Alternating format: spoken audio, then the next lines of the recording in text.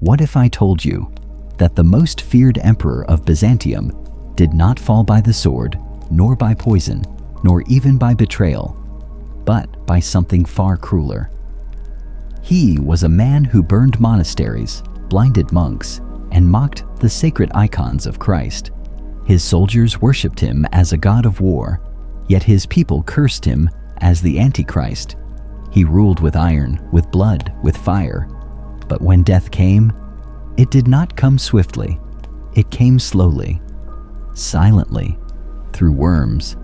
They crept into his eyes, hollowing the very windows of his soul, turning a conqueror into a grotesque spectacle. His courtiers turned away, unable to bear the stench. His enemies whispered, "This is God's judgment." And his legacy became not one of triumph, but of rot. This is the story of Constantine V, the emperor whose eyes were eaten by worms. The year was 718. The city of Constantine, jewel of the Bosporus, fortress of Christendom, lay in ruinous peril. Constantinople, the city that had stood against Goths, Persians, and Huns, was now a starving tomb. For months, Arab armies had encircled its massive triple walls, battering the stone with catapults and rams, pouring fire and steel upon its ramparts. Smoke choked the sky, turning day into an endless dusk. From within, the sound of siege towers grinding across frozen earth was answered by the low moans of the hungry. Inside the palace chambers, the air was no less suffocating. It stank of sweat, damp straw, and incense burned too thickly in an attempt to mask the rot of corpses piling outside the city gates. There, behind guarded curtains, a cry broke through the suffocating gloom. A child had been born, a son to Emperor Leo III. His name would be Constantine. From the moment he drew his first breath, Constantine's destiny was fused with the city's survival. His father, Leo, a man of humble Syrian origins, had risen from obscurity to defend Constantinople against overwhelming odds. Where others had prayed for divine mercy, Leo had unleashed Greek fire, liquid fire that clung to skin, to wood, to sea. Witnesses swore it screamed as it burned, that its flames hissed like serpents and devoured whole fleets in sheets of red. In the harbor, Arab ships exploded into embers, their crews leaping into waters that boiled like cauldrons. It was in this crucible of smoke and blood that Constantine was born, not into peace, but into survival. The people of Constantinople looked upon him with awe. A child, born as the walls still stood, as fire had saved them, as famine lifted, surely, they said, this boy was chosen. His very name, Constantine, evoked empire, faith, and destiny. Some called him heaven's gift. Yet even in his baptism, darker whispers stirred. Chroniclers hostile to his father's reign spread an ugly rumor that as the infant was lowered into baptismal waters, he fouled them. That the boy, barely alive in the cradle, had revealed corruption within. From this tale came a name that would follow him, across his life and beyond his grave, Copronymus, dung-named. It was spoken by enemies in whispers, then in sermons, then shouted in the streets. Whether true or slander, it did not matter. It clung like rot to silk, a prophecy that mocked his future glory. But prophecy and rumor could not cage him. From childhood, Constantine was raised not in softness, but in steel. His father saw in him not merely a son, but an heir to Byzantium itself. He was trained as a soldier, his body hardened by drills in the hippodrome, where the crack of whips echoed as boys were turned into warriors. He learned to ride before he could write, his tall frame poised on horseback, the smell of leather and sweat staining his youth. He was trained in archery, in the thrust of the spear, in the discipline of formation. Yet he was not merely a creature of the sword. In candlelit chambers, priests drilled him in scripture, teaching him the weight of doctrine. His tongue was sharpened in rhetoric, his mind in debate. He He could speak as a monk, argue as a bishop, and command as a general. When foreign envoys arrived, they wrote of him as tall, broad, charismatic. His gaze was sharp, unnerving, eyes that seemed to pierce through lies and hesitation alike. To many, he was the promise of renewal, an emperor who would fight, who would govern, who would speak with authority. Unlike emperors past, who drowned in luxury and drowned the empire with them, Constantine embraced the discipline of the camp and the severity of the chapel. He was, to his supporters, the ideal heir, the soldier prince, but already shadows gathered. He had inherited not only a crown, but a world divided. His father Leo had begun a war, not against Persians or Arabs, but against the very soul of Byzantium. Leo had declared war on icons, stripping saints from walls, burning sacred images, declaring them heresy. Monks cursed him. Bishops turned cold, and Constantine, as his son, inherited their hatred. In marketplaces, whispers of his childhood insult, Capronymus, were revived with venom. They said he was unclean, unholy, cursed from birth. They said his future reign would bring not salvation, but rot. A child born in fire, baptized in dung. The contradiction clung to him. Savior and heretic, chosen and cursed. Still, he grew into strength.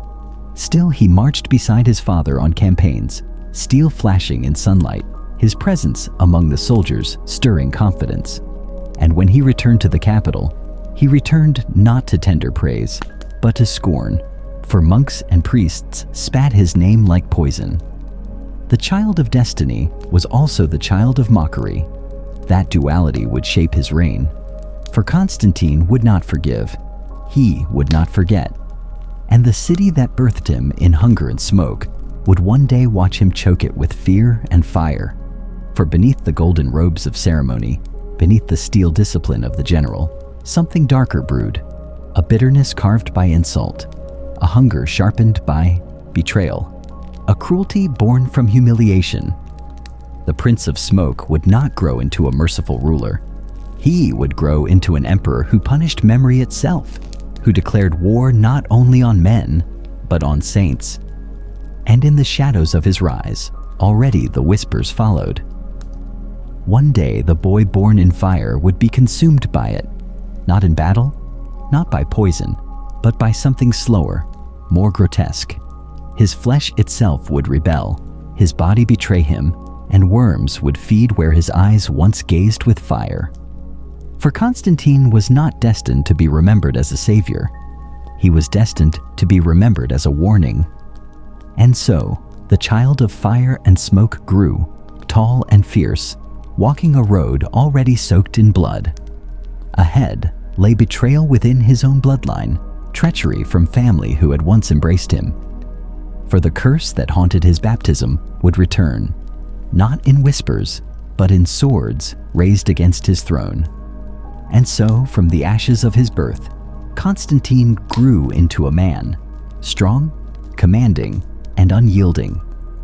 But when his father's death placed the crown upon his head, the first hands to reach for it were not foreign invaders, but family.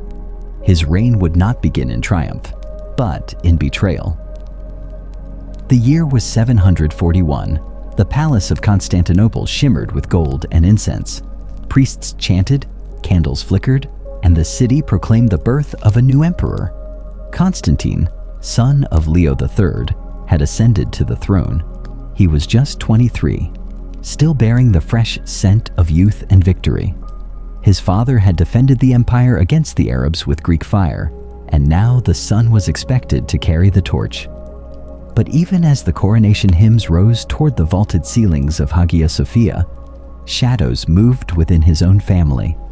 Betrayal lingered not outside the walls, but inside his bloodline. Artabasdos, Constantine's brother-in-law, was no ordinary rival. He was commander of the Anatolic army, a veteran of campaigns, a man hailed as loyal in the days of Leo III. But loyalty in Byzantium was thinner than smoke. Where Constantine was young, untested, and bound to iconoclasm, Artabasdos had the weight of years and the whisper of monks at his back. He carried a promise. The icons would return, and with them, the old order of faith. Civil war did not begin with a trumpet. It began with whispers. Monks spoke in cloisters. Bishops passed letters in candlelight. Soldiers shifted allegiance in the dead of night. And then, suddenly, two emperors existed in one empire. Constantine, draped in the purple of Leo's legacy. Artabasdos, cloaked in the shimmering mantle of icons and tradition. Two crowns, two armies, two visions of God. The empire split like rotting wood. The East rallied to Constantine. Soldiers forged in the fire of Leo's campaigns. Men who trusted steel more than saints. The West turned to Artabasdos, monks, bishops, and farmers who longed for holy images to shine once again in their chapels. Constantinople itself trembled. Its markets hushed, its priests divided. Citizens prayed not for victory, but for survival. The war that followed was not just of swords, it was of souls. Chroniclers wrote of soldiers marching beneath banners, stitched with icons of Christ and the Virgin, while their enemies carried only the crest of the emperor. It was a war of flesh against faith, of painted wood against sharpened iron. And everywhere the people asked the same question. Which vision was true? Which God would answer? Constantine rode at the head of his army, tall, severe, with the gaze of a man who believed destiny had chosen him. He was no longer the boy mocked as Copronymus, the dung-named. He was the heir of Leo, trained in war, hardened by siege, his sword flashing like Greek fire reborn. His soldiers called him iron-eyed, for his stare pierced through the fog of doubt. Yet behind that iron was rage. Rage at betrayal. Rage at kin who dared to defy the blood of Leo. Rage at monks who painted their saints while plotting his downfall. The campaigns were brutal. Villages caught between armies were stripped bare. Monasteries burned, their icons reduced to ash that floated like ghosts in the wind. Prisoners spoke of priests dragged before soldiers, forced to spit on their own sacred images, or die. Blood soaked into holy soil, and the empire reeled under the weight of its own division. Months stretched into years. At last, Constantine's discipline broke through. In 743, he struck at the heart. Constantinople, jewel of the Bosporus, turned once again to him. The usurper Artabasdos, once hailed as savior, was dragged from the palace he had claimed. The city's people lined the streets in tense silence, watching the collapse of a rival emperor. What followed was no quiet reconciliation. Constantine did not forgive. He did not forget. Artabasdos was paraded through the hippodrome in chains. His sons, once princes in waiting, walked beside him, faces pale with terror. The crowd watched as the Emperor of Rome turned upon his own kin. The punishment was chosen carefully, not to kill, but to erase. Artabasdos and his children were blinded. Hot irons pressed into their eyes, screams echoing off the marble. Their faces ruined, their power extinguished. They were cast aside, living corpses, reminders of rebellion. Monasteries that had supported the usurper fared no better. Lands were seized, wealth confiscated, walls stripped bare of icons. Monks who had preached loyalty to Artabasdos were beaten, branded, exiled. To defy Constantine was to invite ruin. He understood the power of fear, and he wielded it like a sword. The transformation was complete. The boy crowned in incense had become the emperor crowned in blood. Betrayal had hardened him. Vengeance had baptized him. His face grew sterner, his voice sharper, his decrees more ruthless. He had learned the first lesson of Byzantine rule. Mercy was weakness, and weakness was death. To his allies, he was no tyrant, but a savior. He had defended the empire, crushed a traitor, silenced heresy, They called him Constantine the Great Reborn, the Hammer of Rebellion. To his enemies, he was a butcher, a man who blinded children and burned monasteries. They called him Copronymus with venom, a beast in purple robes. But Constantine did not care. He had survived. He had ruled, and now he ruled alone. From that moment, his reign bore a new mark, one carved not in marble but in flesh and fire. The empire had seen its young emperor tested, and it had seen him victorious. But it had also seen the cruelty that lived beneath his skin, a cruelty that would grow, sharpen, and consume him in the years to come. For in Byzantium, victory was never final, and the enemies of Constantine, though blinded, beaten, and exiled, were not gone. They lingered in whispers, in hidden chapels, in the eyes of monks who painted saints by moonlight. The empire had survived the rebellion, but something darker had been born within its emperor. And as the smoke of war cleared, Constantine's gaze turned toward his next battlefield, not the armies beyond the borders, but the faith within his own empire. The blood of his kin still fresh on the streets, Constantine looked not outward, but inward. The true war was only beginning, the war not for land, but for the soul of Byzantium. The throne was his, the rebellion crushed. The purple robe no longer clung awkwardly to a youth.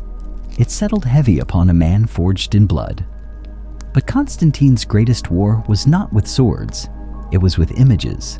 Painted saints, wooden icons, frescoes glowing by candlelight. To him, these were not holy things. They were poison. They whispered disobedience, rallied rebels, and mocked the emperor's authority. In Constantine's mind, the empire would never be safe until these images were erased. By 754, the empire's great lords and generals had sworn loyalty, the armies held firm, and the frontiers were stable. And so, the emperor turned his gaze upon the church. He summoned bishops, not all bishops, not the most powerful ones, but those he could control, men handpicked for loyalty. They gathered not in Hagia Sophia, the holiest space of Byzantium, but in a council at Hierea, just outside the capital. There, beneath the flickering light of torches, the verdict was sealed. Icons were declared heresy. The painted face of Christ was no longer a blessing, it was blasphemy. The tender eyes of the Virgin were called idolatry. The saints, once guardians of heaven, were reduced to painted wood and dust. The council gave Constantine what he craved, divine authority for destruction. With bishops as his mask, he would wage holy war on holiness itself. The decrees spread quickly. Soldiers marched into churches where golden icons gleamed in the dark. They climbed ladders and tore them down, wood splintering, jewels pried loose, gold stripped. In public squares, fires roared, devouring images that had watched over the faithful for centuries. The ashes were scattered in silence, as though heaven itself had been buried. In monasteries, frescoes were scraped from walls. The faces of Christ and the saints vanished under chisels, leaving behind pale scars of bare stone. Chapels that once glowed with color now echoed with emptiness. The silence inside them was not peaceful. It was suffocating, like a tomb. Monks resisted, but resistance brought torment. Some were beaten until their beards dripped with blood. Others were branded with hot irons, their foreheads seared with marks that proclaimed them heretics in the emperor's eyes. There are whispers of one old monk, a master of painting, who refused to renounce his art. For his defiance, his hand was severed. And in an act of grotesque theater, Constantine ordered an icon nailed to the stump. Flesh and faith fused together in agony. A sermon written not in words, but in screams. To the emperor, this was not cruelty. It was purification. Like fire-cleansing rot, he believed he was burning away corruption from the body of Christendom. He told his court that the saints had become idols, distractions from God, and that only by erasing them could true faith be restored. But to his enemies, to the monks who hid painted images beneath floorboards, to the faithful who kissed smuggled icons by candlelight. This was not purification. It was desecration. It was blasphemy. The empire itself became a battlefield of the unseen. In homes, icons were buried in walls, hidden under floorboards, smuggled across borders into Rome or Alexandria. In whispers, the faithful gathered at night to pray before secret images, convinced that every stroke of the chisel, every flame that devoured an icon, was another nail in the emperor's coffin. But Constantine's power was absolute. His soldiers became inquisitors. Reports spread of monasteries emptied, monks conscripted into the army, cloisters stripped of books and relics, scrolls were burned, libraries reduced to cinders. The emperor demanded loyalty not just in action, but in thought. To question his decrees was to question God himself, or so he declared. Even the language of faith was rewritten. Prayers that mentioned saints were banned. Children were forbidden from being named after martyrs. Shrines were rededicated, their relics removed. What once belonged to heaven now belonged to the state. And everywhere, Constantine's shadow stretched longer. Where saints had once watched from painted walls, now the emperor's crest hung alone, stark against bare stone. There were those who dared resist openly. Among them, one name would echo across centuries: Stephen the Younger. A monk of Constantinople, he defied Constantine's decrees, calling iconoclasm not reform, but heresy. He called the emperor a second Judas, a betrayer not of men, but of Christ himself. His fate was swift and brutal. Dragged through the streets, beaten with clubs by soldiers and mobs alike, Stephen's blood painted the cobblestones of the capital. His broken body was displayed in a public square, a warning written in flesh. To Constantine, Stephen was a traitor. To the faithful, he became a saint.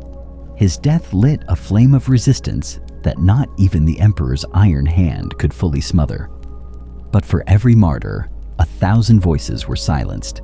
Fear was a more potent weapon than swords, and Constantine wielded it with precision. Yet even in triumph, shadows gathered. Chroniclers hostile to Constantine claimed that heaven itself recoiled. They whispered that when icons were burned, strange winds rose, blowing ashes back into the faces of soldiers. That when frescoes were scraped from walls, blood seeped from the stones. That children wept in their sleep, seeing saints with hollow eyes staring from the dark. Whether truth or myth, these stories spread like wildfire. The emperor could ban images, but he could not ban memory. He could burn saints, but he could not burn belief. Still, for now, his power was unchallenged. His armies obeyed. His bishops blessed his decrees. His empire trembled, but it stood. And Constantine sat upon the throne, convinced that he had purified Byzantium. But purification is never complete. Like bloodstains that seep back through cloth, fear and defiance returned in whispers and secret prayers. Constantine had silenced the churches, but the silence was heavy, pregnant with rebellion yet to come. And while he declared victory, his enemies saw something else. They saw a shadow growing, not the shadow of saints, not the shadow of God, but the shadow of the emperor himself, looming over faith like a false idol. The saints had been scraped from the walls, their ashes scattered, their names forbidden. Yet, in the emptiness left behind, another face began to rise, not painted, not prayed to, but feared. The emperor's shadow now reigned over Byzantium, and in that shadow, paranoia began to take root. The monasteries of Byzantium had once been sanctuaries, stone fortresses of prayer where silence was sacred, where the scratching of quills on parchment echoed louder than swords, and where the painted eyes of saints watched the faithful through flickering oil lamps. They were the empire's memory, its conscience, its lungs breathing prayers for salvation. But under Constantine, those sacred walls became prisons, their chants drowned beneath the march of soldiers' boots. For to the emperor, monks were no longer holy men. They were enemies.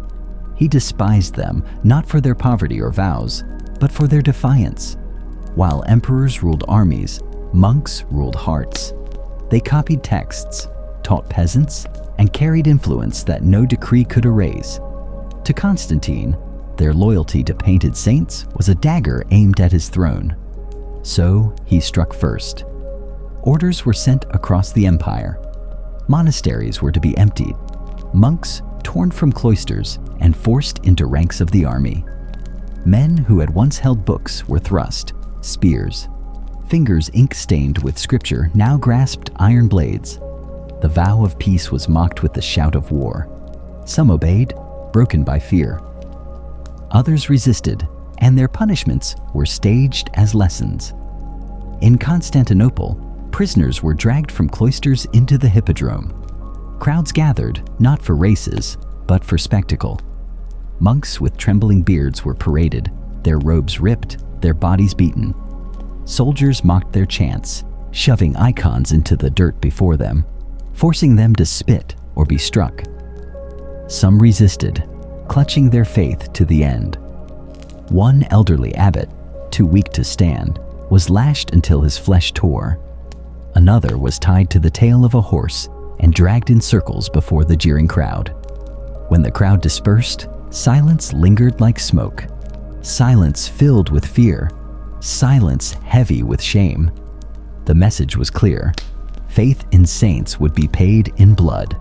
And yet, in the cracks of that silence, resistance burned. In hidden chapels, beneath rotten floorboards, behind false walls, icons were preserved.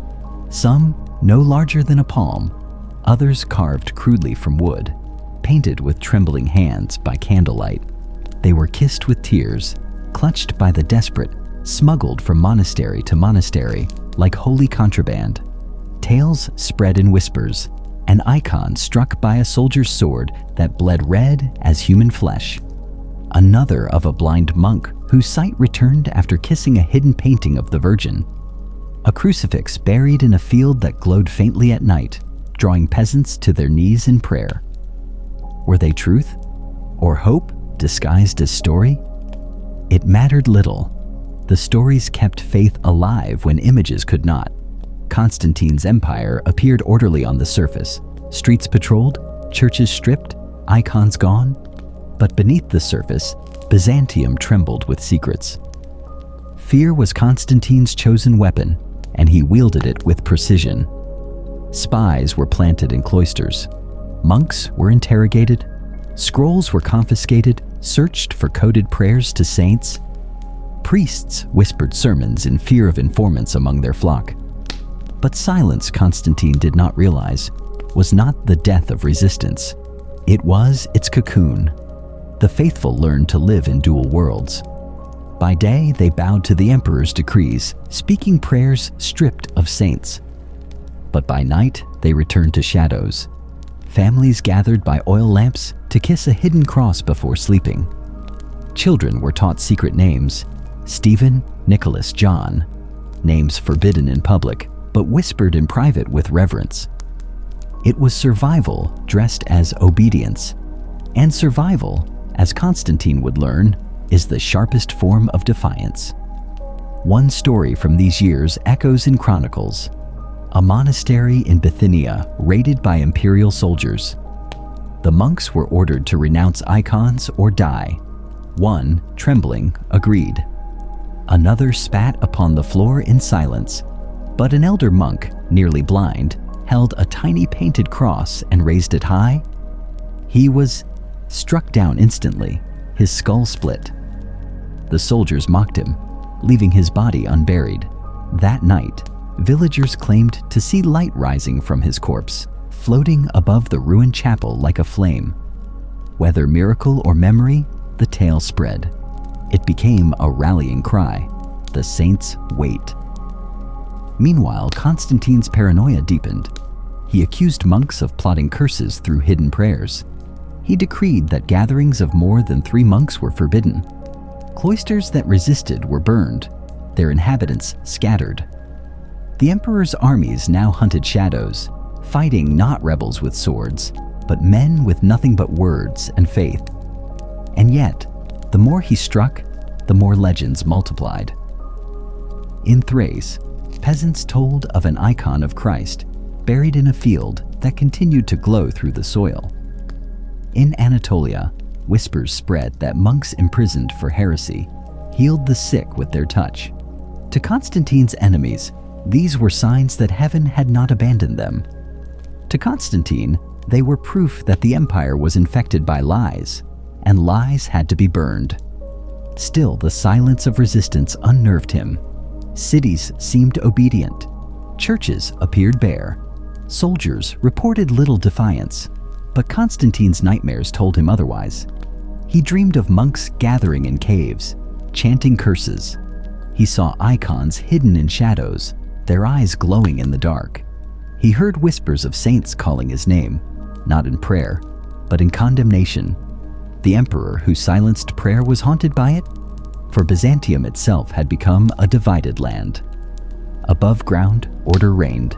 Streets bustled with trade, armies marched, taxes flowed. Constantine's reforms strengthened borders and stabilized treasuries. The empire looked alive, but beneath the skin, like rot under flesh, faith smoldered. In kitchens, in barns, in cellars, the saints remained. The people obeyed the emperor's decrees, but their hearts bowed elsewhere. And so the empire became two, one public, one private, one of obedience, one of defiance. Constantine ruled the first with fear. The saints ruled the second with silence. It was a stalemate, written not in battles, but in whispers. A war waged in shadows, where silence itself became a weapon. Yet silence cannot last forever. Beneath it, voices were gathering, waiting for their moment. The monks had lost their icons, their cloisters, their freedom, but they had not lost their faith. And faith, when buried, grows roots. The emperor believed his grip was iron, but in truth, it was glass, shining, sharp, and fragile. The saints were not gone. They waited. Bridge sentence to next chapter. And as the monks hid in silence and the faithful prayed in secret, the emperor's own body began to betray him. For Constantine could destroy images, he could silence prayers, but he could not silence the slow rot that had begun inside his flesh. On the surface, the empire glittered. By the mid-760s, Byzantium seemed reborn. Aqueducts, cracked and dry for decades, flowed again with water. Markets filled with grain brought from secure provinces. Fortresses rose along the Danube frontier, walls bristling with fresh stone. Soldiers drilled with renewed discipline, marching in lines that echoed the thunder of order. To many, Constantine was no tyrant, but a savior. He had saved them from chaos, rebellion, and hunger. Farmers blessed his reforms. Soldiers praised his rewards of land and tax exemption. Merchants smiled as coins rang heavy once more in their stalls. To them, the emperor was a shield, iron, unbending, radiant. But beneath this prosperity ran rivers of blood. Constantine understood a truth darker than any reform. Prosperity could be stolen, but fear could be made eternal. And so he ruled not with parchment alone, but with flame and blade. Conspiracies, real or imagined, were rooted out with theatrical cruelty. In 766, 19 high officials, generals, priests, even courtiers, were accused of plotting treason.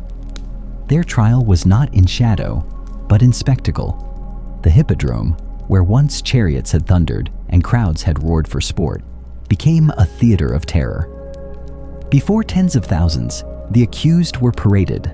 Some were tongueless, their mouths stitched with silence, others earless, blood dripping down their shoulders.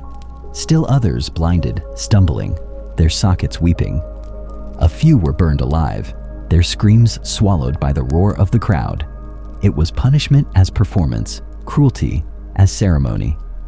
The emperor sat in the imperial box, veiled in purple, watching with cold precision.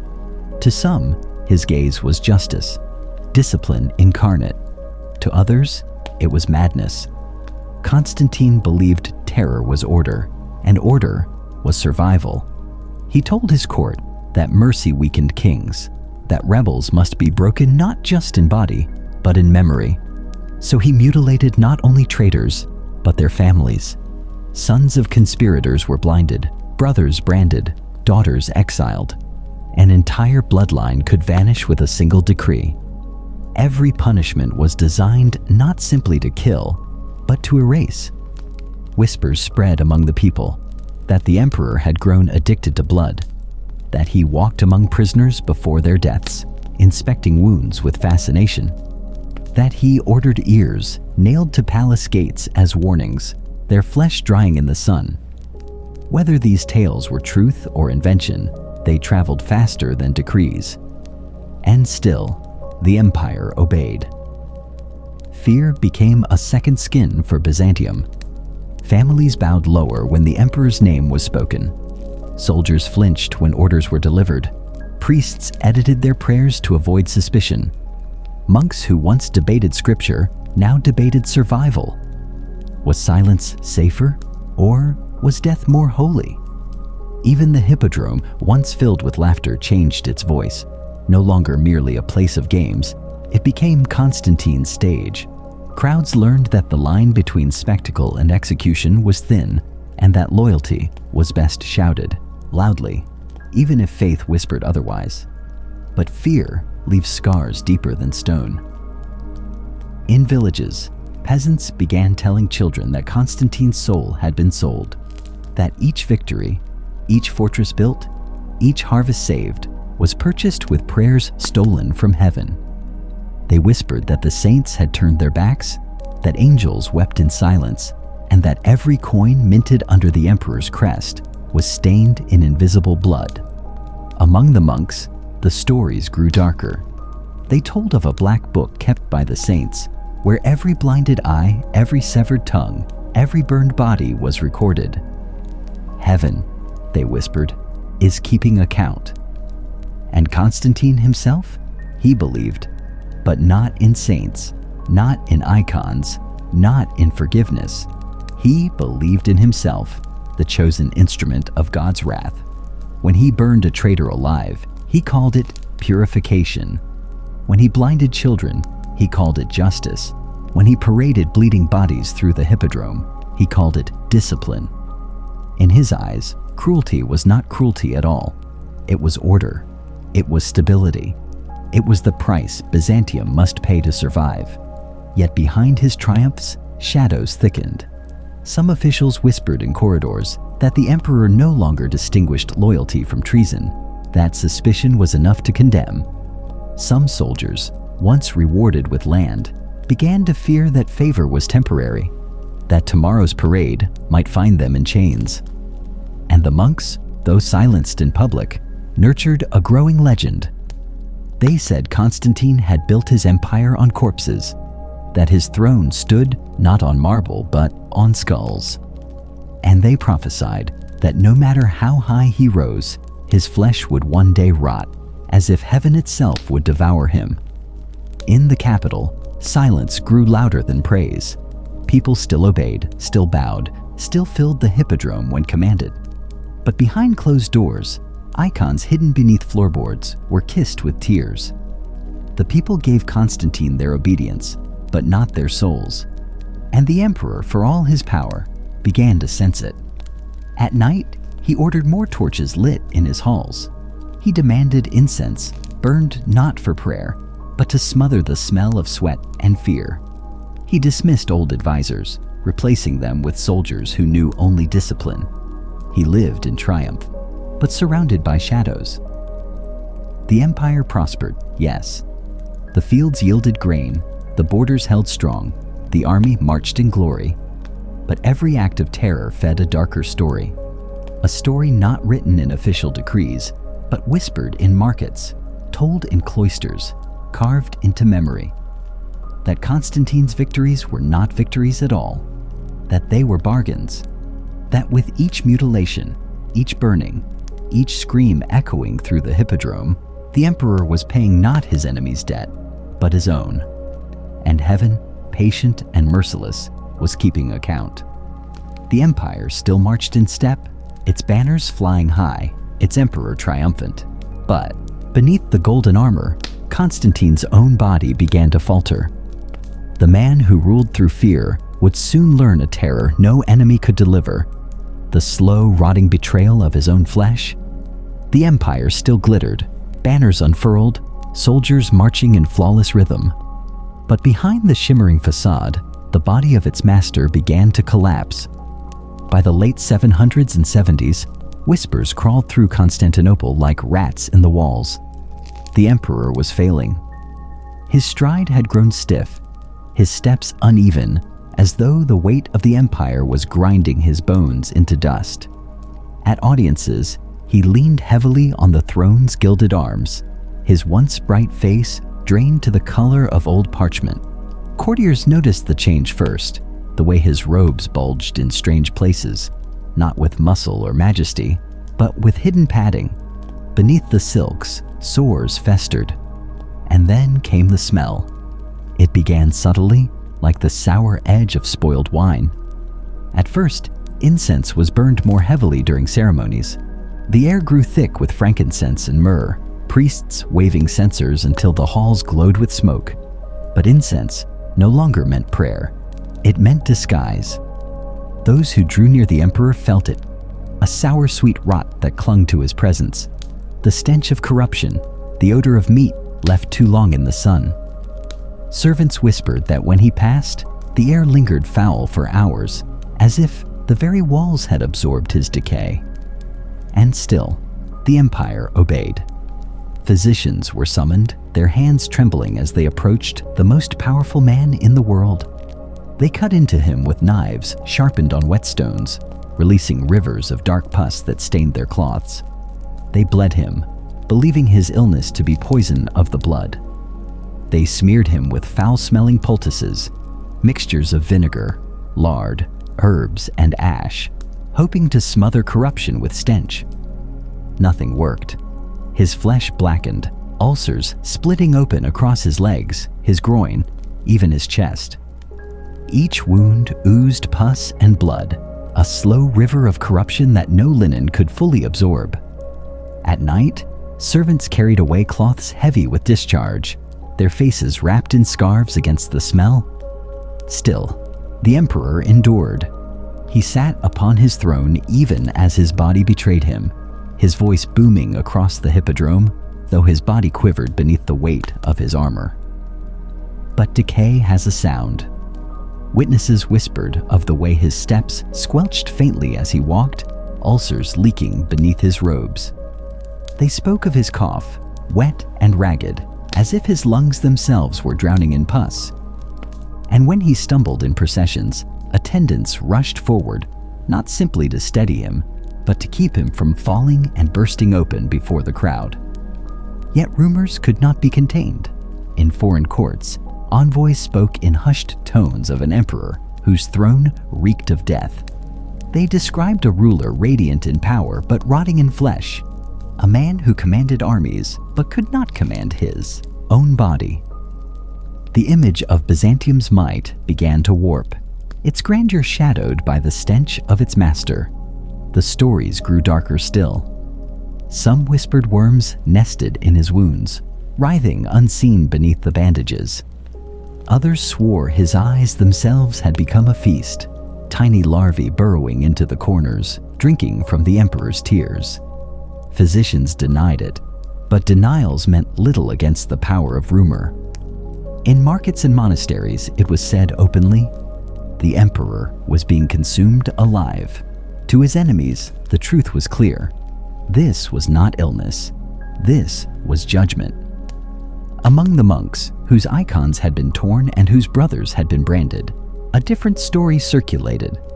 They whispered that the saints were avenging themselves, that every mutilated tongue, every blinded monk, every icon scraped from a wall had been counted, and now the tally was being paid in the emperor's flesh. To them, it was not pus that flowed from his body, but divine wrath. Not sores, but curses. Not rot, but holy retribution. God himself had struck the heretic, and worms had become his instruments. And yet, Constantine did not relent. He did not repent. He did not pray to saints. He did not ask forgiveness. Instead, he ordered more spectacles as if cruelty could drown out decay. He paraded enemies through the hippodrome, their mutilated faces a mirror of his own unseen corruption. He doubled the incense, demanding priests choke the air with smoke. He laughed louder in councils, his voice a thunder meant to silence the whispers of his weakness. But the whispers did not stop. Decay is a truth that cannot be hidden. Courtiers fainted when forced too near. Foreign envoys covered their mouths discreetly in audiences. Even his soldiers, loyal and hardened, began to fear the presence of their emperor. For to stand near him was to smell death, to breathe corruption, to see the empire's glory rotting from within. And Constantine knew it. He raged in private, smashing goblets, cursing physicians, demanding remedies that did not exist. He accused servants of betrayal when they flinched at his touch. He demanded loyalty not only to his crown, but to his body. Demanded they deny what their eyes and noses told them was true. But truth has its own gravity, and no emperor can stop the pull of decay. Still, he clung to power. He rode at the head of armies, his sores wrapped, his armor padded, his face pale and sweating. He spoke to his soldiers of victory, of divine strength, of the empire's glory. And they cheered, though some whispered that the stench carried even across the open field, that the emperor's very horse turned its head from the smell. In Constantinople, life continued. Markets bustled, taxes flowed, soldiers drilled. But beneath it all, the legend grew that the emperor was already dead, that what sat upon the throne was only a corpse animated by pride and hatred. And so, Byzantium became a haunted empire. Its streets shone with wealth, its armies marched in glory, but its throne reeked with rot. Its emperor was triumphant, and yet he was already decomposing. For Constantine, there could be no escape. His empire bowed, his enemies trembled, but his own body was his greatest betrayer. Every sore was a prophecy, every ulcer a sermon, every whisper of worms a reminder that even emperors rot. And as the stench of decay spread, one question burned in every heart, from peasant to monk to soldier to bishop. If the emperor could not conquer his own flesh, could he truly conquer the judgment of heaven? The empire watched in horror as its ruler rotted in life, but the story of Constantine was not yet finished. For death, when it came, would not bring silence. It would unleash legends darker still, of a heretic emperor whose soul could not escape the fires he himself had kindled. The palace still gleamed in gold and marble. Servants polished its halls until the mosaics shone, until the lamps reflected like stars across domed ceilings. Yet no brilliance could mask the shadows gathering in the emperor's chambers. Illness had begun as flesh, but by the late 700s and 70s, it reached his mind. Constantine, once iron-willed, now trembled before unseen enemies. The sores upon his body festered, but it was the sores upon his spirit that consumed him. And paranoia has its own stench. He raged at shadows. A cough behind him became treason. A whisper in a hallway was rebellion. Even family, blood of his blood, fell under suspicion. His courtiers learned to breathe carefully, to move noiselessly, lest the emperor's fevered gaze fall upon them. It took little. A pendant carved with the face of a saint, a crucifix worn too openly, even the faint shape of a prayer muttered beneath one's breath. Any of these could be death. Some vanished in the night, their bodies never seen again. Others were dragged into the streets, beaten and chained, accused of mocking the emperor with silent gestures of devotion. The hippodrome, once alive with cheers, echoed instead with screams. At night, the palace itself seemed to turn against its master. Constantine's cries pierced the marble walls, his voice shaking the midnight air. Servants swore they heard names in his shrieks. Artabasdos, the brother-in-law he had blinded, Stephen the Younger, the monk who died under his hand, and above them all, the Virgin herself, face torn and bleeding, reaching out with hands that dripped with holy wounds. The emperor who once mocked icons now saw them everywhere. In the corners of his chambers, faces emerged from shadow. On the walls, halos flickered where no lamp burned. In the silence, whispers gathered like smoke, prayers of saints rising from the grave to accuse him. He sought protection in contradiction. Relics, bones of martyrs, fragments of garments, splinters of crosses, were brought to his room and placed beneath his pillow. He clutched them as he slept, desperate for their power. But dawn brought fear. In panic, he hurled them into fire, watching them blacken and crumble, as if by destroying them, he might destroy the eyes that stared through him. The cycle repeated. Desire, dread, destruction. The emperor who outlawed icons now lived surrounded by them. Not painted wood, not carved stone, but living, bleeding presences that would not leave his sight. And then his own sight betrayed him. The rot spread upward. Pus clouded his eyes, milky films veiling his gaze. Soon he was half blind, stumbling through corridors, grasping at walls slick with condensation. Torches flickered, smoke curled, and still he claimed he saw them.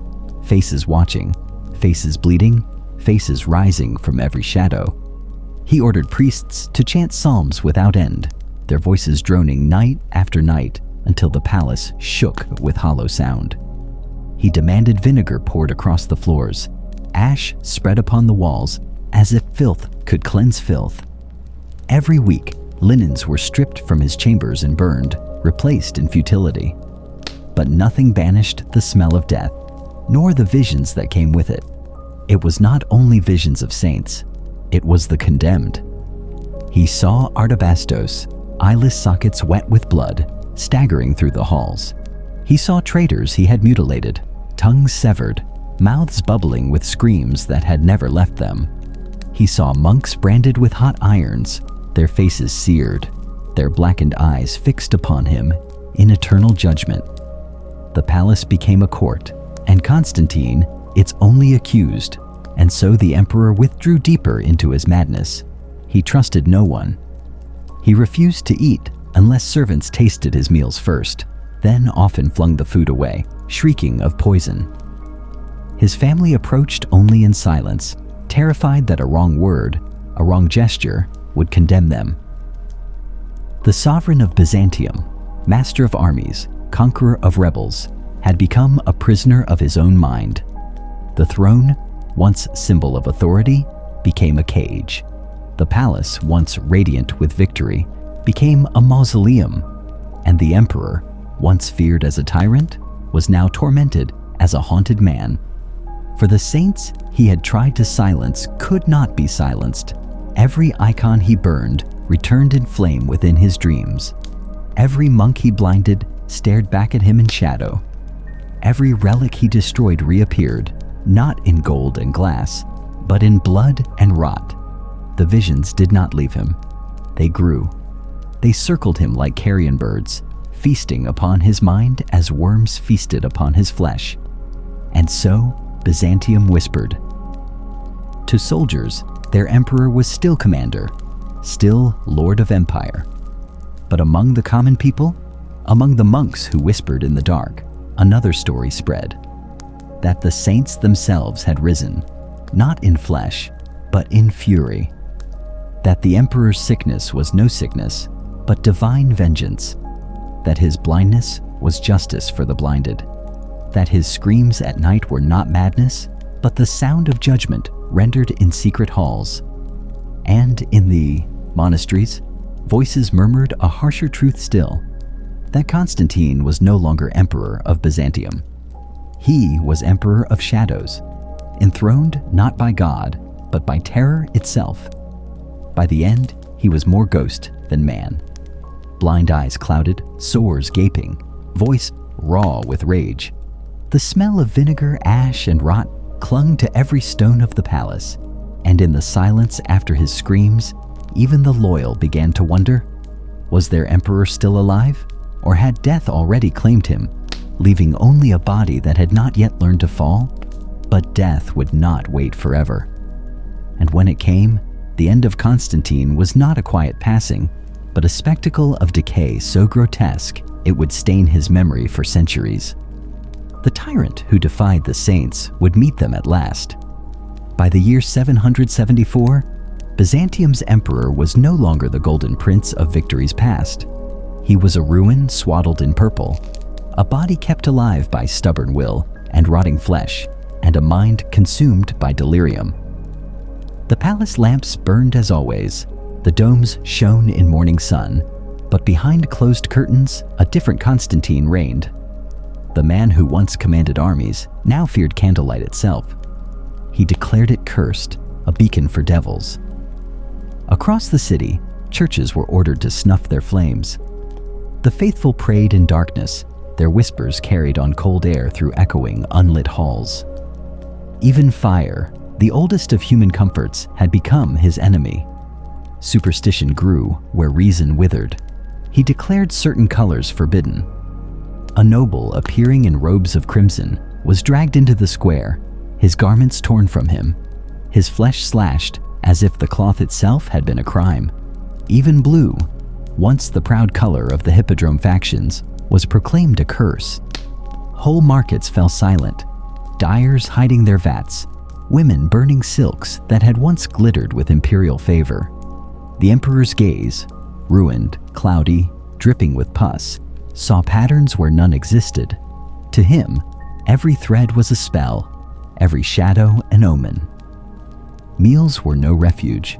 He demanded food only on iron plates, plain and dull, as though silver gleamed too dangerously, as though gold carried whispers of saints. Servants shuffled with trembling hands, laying meat before him that he often refused to touch.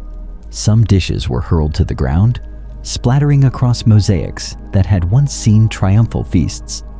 Others he consumed ravenously, tearing at flesh with teeth yellowed and gums bleeding, then retching moments later into bowls reeking of bile. Those who cooked for him were not safe. Whispers of poison drew execution. Kitchens became chambers of terror, their walls red not with spices, but with the blood of slaughtered servants. But it was the monks who suffered most. Constantine, half blind and wholly mad, swore that they cast spells with hidden icons, weaving rebellion into prayers. Monasteries became his battlegrounds. Soldiers stormed cloisters by night, dragging brothers from their beds, tearing apart painted panels, scraping frescoes into piles of dust. And when destruction was not enough, there was fire. Whole monasteries, once sanctuaries of learning and song, became funeral pyres. Their libraries curled into ash, their bells cracked in the heat. Monks fled into forests, their tonsured heads glinting like hunted prey beneath the moonlight. Those caught were broken. Some were flayed alive, their skin displayed as proof of the emperor's justice. Others were hung upside down, their mouths stuffed with fragments of the very icons they refused to renounce. And through it all, Constantine signed his decrees. His hand trembled, his parchment stained by the fluids leaking from his sores, but his seal still burned red wax into law. The palace that once echoed with songs now trembled with silence. Courtiers dared not look directly at him. A glance could be called mockery, a cough, conspiracy. Many bowed so deeply that their foreheads bled upon marble floors. Their eyes stared at the ground, for to meet the emperor's gaze was to risk annihilation. Behind him, eunuchs shuffled softly, carrying the stench of vinegar-soaked linens that had to be changed daily. The purple robes he wore were no longer garments of majesty, but bandages of empire, swaddling his ulcers, hiding the filth that clung to his groin, his thighs, his chest. The Golden Prince who once rode into battle now sat trembling in shadow, draped in cloth stained yellow and brown. Yet power remained. Even blind, even rotting, Constantine ruled still. From his fevered bed, his voice cracked but commanding, orders flowed. The empire bent, not out of loyalty, but terror. His decrees of death bore the mark of his shaking hand, and still the army obeyed. Still governors bowed, still priests trembled. It was not the man they obeyed, it was the machine of fear he had built. An empire where every whisper might be betrayal, every prayer might be rebellion, every shadow might conceal a saint waiting to avenge. And so Byzantium moved like a body enslaved to a diseased brain, carrying out the madness of its master. Night after night, screams echoed from the palace. Some were his own, visions of saints clawing at his eyes, of martyrs bleeding into his sheets. Others were the cries of victims dragged into chambers where punishments were dealt in silence. The line between ruler and prisoner blurred. He was both, priest and executioner, judge and damned, saint and blasphemer. In his delirium, Constantine had become everything at once, a man devouring himself, yet demanding the empire kneel to his feast. And so the city whispered in dread. In taverns, in markets, in the silence of shuttered homes, the people spoke softly, that the emperor was no longer human, that he was a carcass propped upon a throne, wearing purple as a shroud, that the saints he burned were burning him in turn. The scent of rot carried through Constantinople's streets, and with it, the certainty that their sovereign was both king and corpse. Still the crown gleamed. Still soldiers guarded his palace gates. Still decrees flowed. But behind those walls, the truth festered. Byzantium's ruler was dying, yet he clung to his throne with the desperation of a drowning man clutching at stone. His crown gleamed, his body rotted, and the empire itself began to rot with him. Soon, neither purple cloth nor trembling decrees could shield him. Death was coming, and with it, the final spectacle of a reign built on blood, fire, and shadows. It was 775, and death should already have claimed him. His flesh was blackened, his eyes pools of pus, his breath sour with the stink of rot. Yet Constantine V, Emperor of Byzantium, refused the bed, refused the coffin, refused surrender. To die in chambers draped with linens and vinegar was too ordinary. He would not allow it. If his body was a corpse in waiting, he would make that corpse march to war. And so the emperor rose for one last campaign. They carried him from the palace on a litter, purple robes wrapped around him like funeral cloth. His body was too weak to stand, his bones trembling within his skin, his sores leaking through the bandages. To the people who lined the streets, it was not a ruler they beheld, but a cadaver borne on shoulders. The air thickened with incense. Priests did not dare bless him, but the smoke served to cloak the odor that drifted from his body.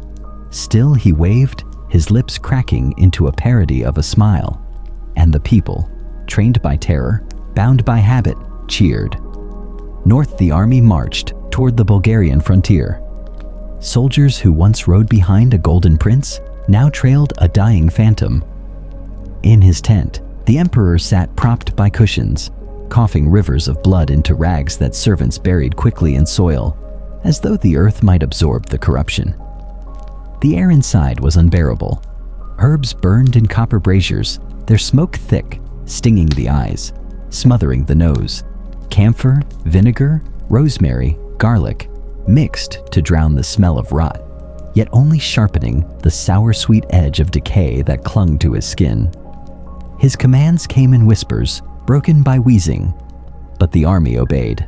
They always had. And yet, soldiers whispered in terror. Some claimed he no longer spoke to them, but to phantoms. That when he summoned his generals, he called them by the names of the dead, men long buried, martyrs long executed. In the night, they heard his voice drifting from the tent, murmuring to unseen companions. Some swore they saw shadows moving where none should be, shapes bending close to his ear, as if saints or demons leaned to whisper counsel. Others said his own father's ghost walked at his side, leading him toward doom. The Bulgars, fierce and waiting, were not the enemy the soldiers feared most. It was the presence of their emperor, the stench, the visions, the curse that seemed to follow. And still he pressed forward. For Constantine believed one truth: to die in battle was not defeat, but triumph. To collapse in bed would be humiliation, proof that the saints had broken him. No, he would carry the purple to the frontier, if only to spit in the face of heaven one final time. On September 14th, the end came. The day was heavy with clouds, the air damp with autumn's bite. In the imperial tent, Constantine gathered his officers. His voice cracked, his throat lined with blood, but he demanded they march.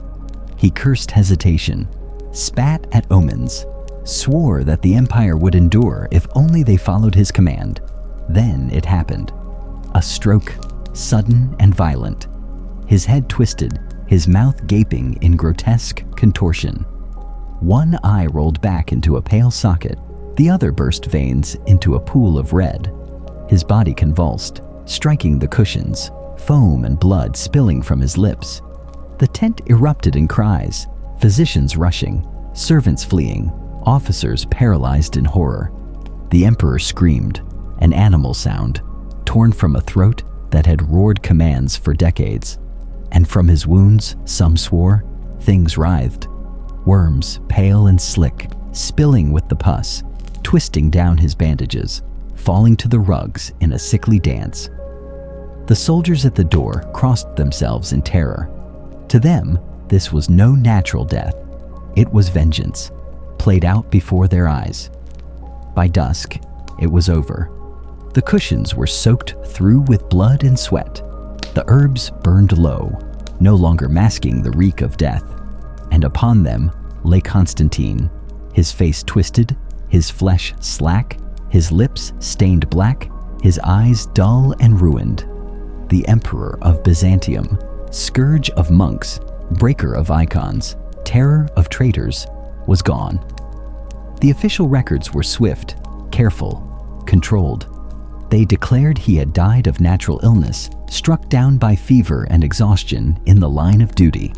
A sovereign who served until the last breath, a warrior who gave his life to the empire. But outside the scrolls of state, another story spread. In monasteries where icons glowed in candlelight, the brothers whispered that the saints had devoured him, that the Virgin herself had struck him blind, that the martyrs had eaten his flesh, that the hosts of heaven had dragged his soul screaming into judgment.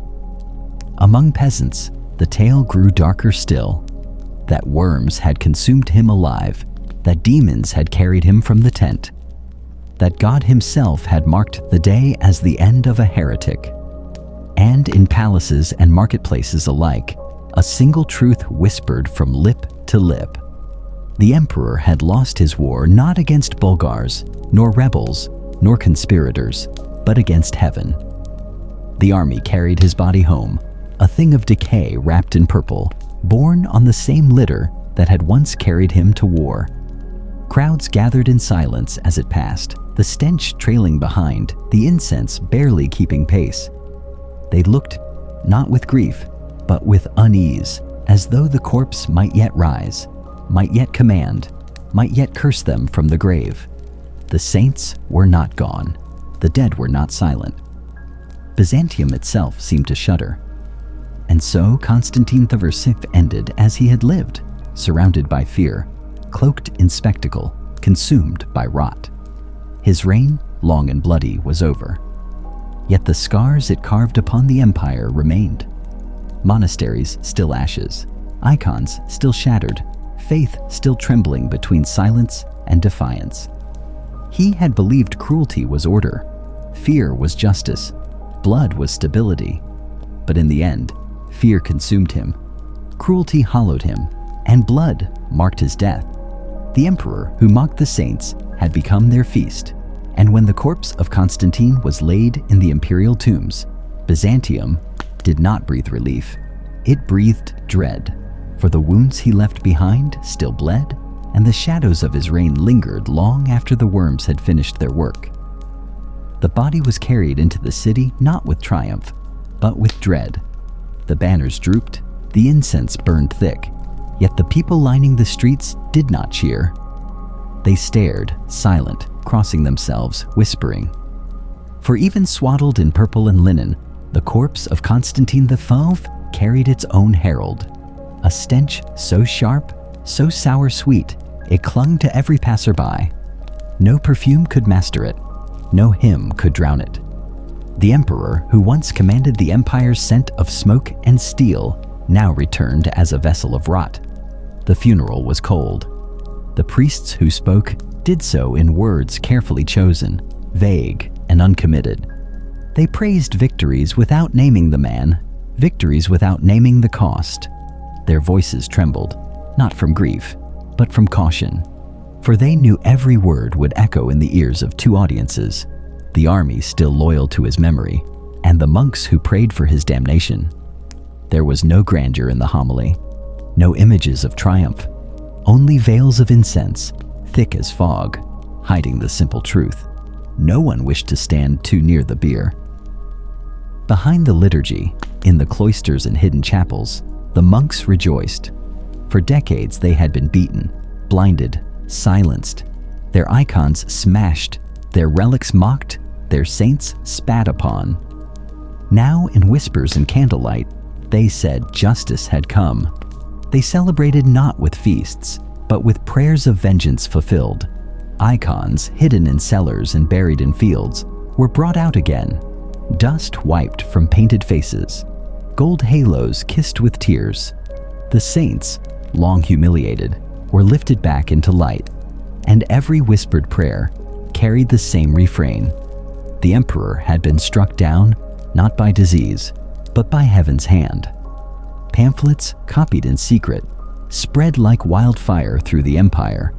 They told of worms feasting on the emperor's eyes, of maggots boiling in his wounds, of his very corpse poisoning the air around his tomb. Stories grew taller with each telling. Some said his skin fell away in sheets, others that his tongue had rotted in his mouth before death, leaving him to choke on pus and silence.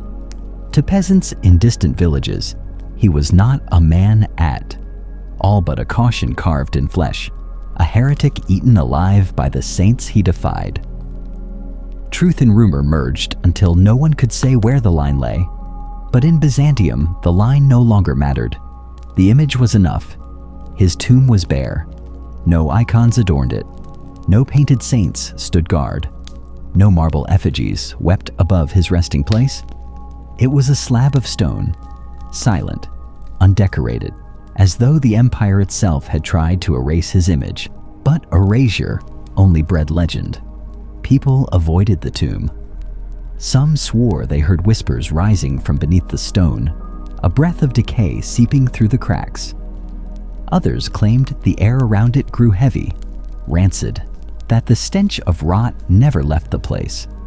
A mausoleum of silence, haunted not by angels or demons, but by the emperor's own corrupted flesh. The priests guarded it.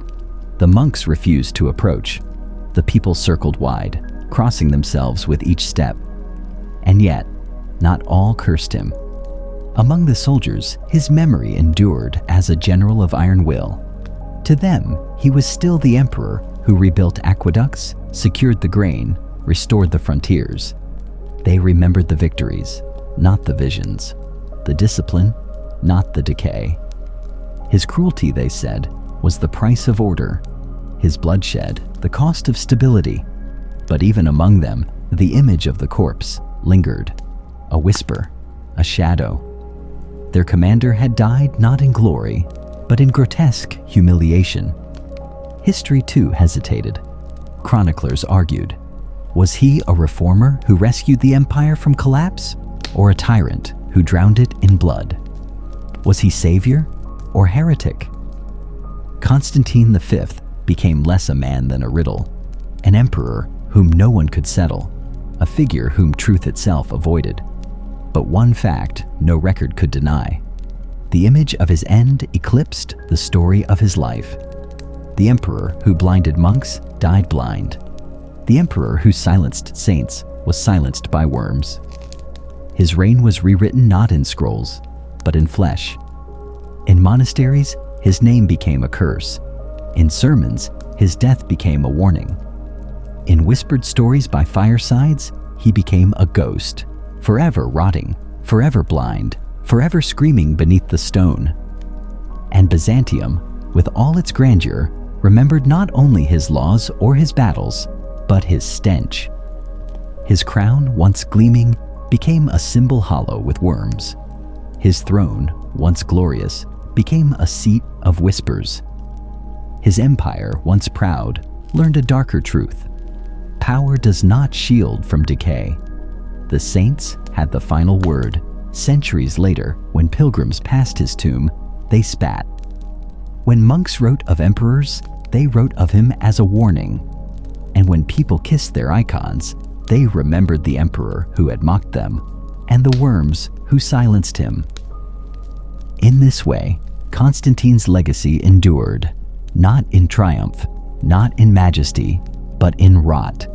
A sermon against hubris, carved not in stone, but in flesh turned to corruption. The empire marched on.